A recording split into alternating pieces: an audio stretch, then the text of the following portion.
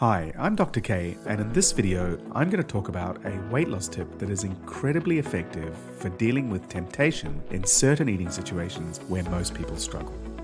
Now, as you may or may not know, I run a weight loss clinic where I specialize in helping smart, successful, busy women over 40 who feel like their eating and weight is out of control to take control, lose weight, and keep it off naturally without dieting. And this tip I'm going to share with you is one that I give to all my clients. So imagine this scenario. You're entertaining friends at your home, and you've bought some snacks to have with drinks before the meal. A few packets of crisps, aka potato chips, some peanuts and some cashew nuts.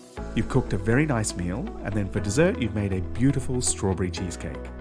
You've also bought a wide variety of cheeses and crackers for a cheese board. The dinner happens and it's a resounding success. But after everyone has left, you're left with a slight problem. There are still packets of crisps, nuts, cheese, crackers, and half of a cheesecake sitting around the house. When food is in your environment, it makes you much more likely to eat it. And this food is lying around, it's there. In the process of buying foods to host your friends, you've ended up with a mountain of temptation that is sitting in your house and ends up getting eaten by you. Has this ever happened to you? Leave a comment below if it has. This is a trap that many people repeatedly fall into, and it's easily avoidable. There are a few ways to handle this scenario, but I want to share a particular tip that works extremely well. Buy things that others like, but that you don't. So for instance, in the above example, if you hate cheese-flavored crisps, buy those for your guests. If you dislike Brazil nuts, buy those for your guests. If you can't resist any types of cheese, don't offer a cheese board. If you hate lemon meringue pie, hey, I've got a great idea for what you can offer your guests. Now, the first objection to this is, how can I serve my guests this garbage that I wouldn't want myself? But this is what you have to get your mind around. You have to accept that just because you don't like it doesn't mean that it's garbage. And just because you don't like it doesn't mean it's a bad thing to serve to your guests. This is the mind-bending part of this weight loss tip, because yes, it's really hard to feel that you're being a good host if you're serving people things that you don't like. But if you can get your head around this, you'll realize it makes perfect sense.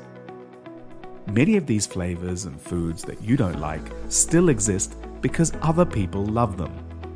For instance, one of my clients shares my disgust at salt and vinegar crisps, but neither of us can deny that it's one of the most popular flavors of crisps in the country, so someone must be eating them. Similarly, if I serve guests at my home rhubarb crumble, you'd have to pay me to actually eat it. But even I'd admit that there are people who even love rhubarb crumble. The beauty of buying things that you don't like is that even if there are leftovers, it's not going to be tempting to you afterwards.